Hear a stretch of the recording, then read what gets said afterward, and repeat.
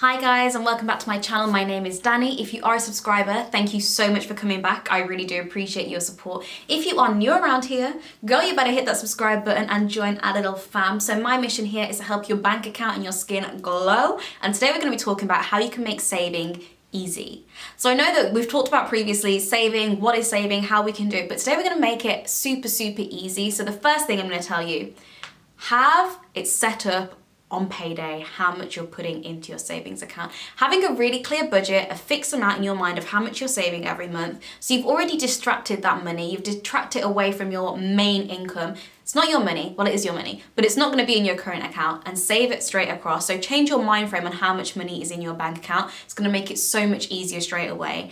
The second thing I would recommend is use a roundup service. So within your bank account, many banks offer this now, be that a Monzo, a Starling, even your current account with a more traditional banks such as Halifax, they offer roundup services. So this could be if you're using, your bank account, you buy a coffee for £2.60. That 40 pence will go into a savings account, or you could use an app like Moneybox and put it into an investment account. Use these services to round up money, so you're actually saving, you've already saved at the start of the month, but also your loose change is being saved as well.